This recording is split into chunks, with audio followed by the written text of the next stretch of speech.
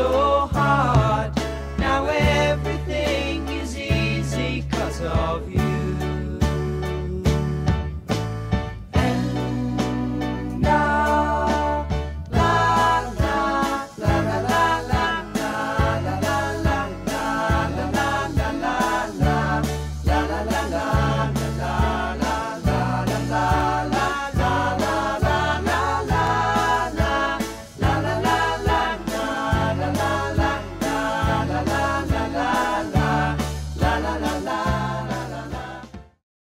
Well, I moved in 1972, so.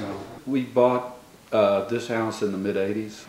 We bought it in October of '99, so this October will be 3 years.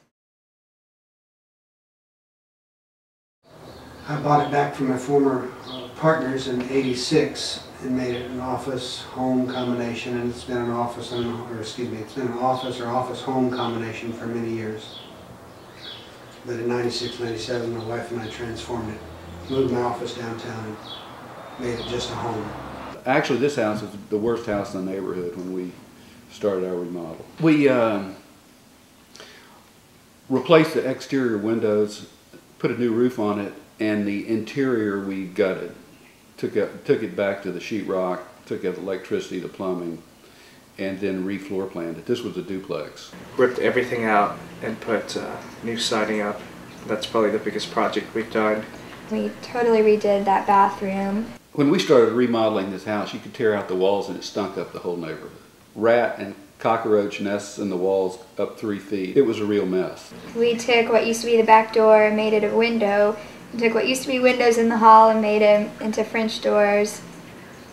This room actually was totally redone. It used to have like this nasty, like a banner going across with roses and wood. The thing that we like about the house is that we were able to modify it without bringing a lot of attention to the house itself, and change the interior to fit our needs. As far as cosmetically, we've like really put so much into it. I mean, if I could only show you the pictures of what it looked like originally, I mean. It was not part of the original neighborhood. The East Side is the most enjoyable, liveliest part of Austin. The alleys on the East Side are more interesting than most streets in the rest of the town. It's really kind of an eclectic neighborhood. It's between 7th and 11th at Navasota and all the way to the highway. This neighborhood's really concerned about corner lots in terms of the corners can sort of determine the way the blocks get developed.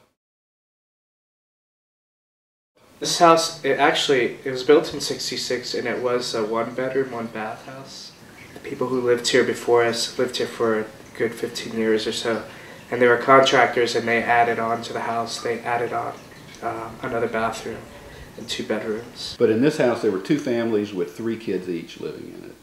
And in the other house was another family with 3 kids from El Salvador.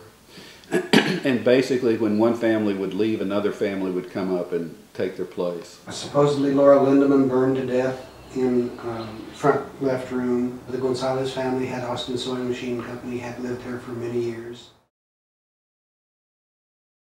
If it was a real entity, it was probably glad it wasn't torn down and demolished. I think it's probably very happy to be a home again. We brought our personality and character to the house. It doesn't take itself very seriously.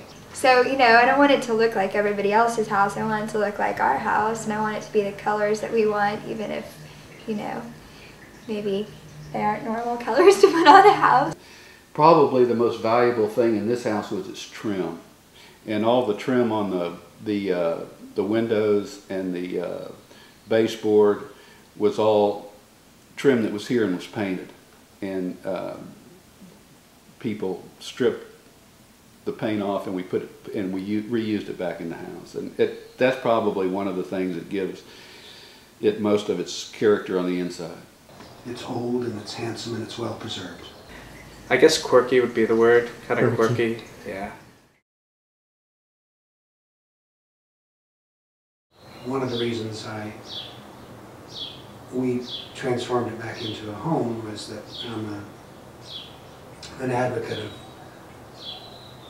maintaining this neighborhood and its residential character, and it's threatened by gentrification and commercial encroachment. And the more businesses and offices inside the neighborhood, the greater the likelihood that it'll be transformed into a commercial area this close to downtown Austin. So with the help of the neighborhood and helping the neighborhood, we fight that. So. There's a big effort in keeping this neighborhood mixed with low and medium and other income families in it. The neighborhood organization owns quite a few rental houses. They keep a lot of them rent houses to try and slow down the gentrification of the neighborhood. Right, but we like the neighborhood too, because we wanted a neighborhood, well, the way Greg puts it is, you'll never know what you'll find, you know? And there is a big mix of people. I mean, one day there could be a chicken walking down the road, and the next day a BMW, you never know. I mean, it's a big mix of people, of ethnicities, of classes, all in one neighborhood, and that's really unusual, and it's nice. It's a real special neighborhood. Good mix. Good mix of people, good mix of architecture, and hopefully that mix can be maintained.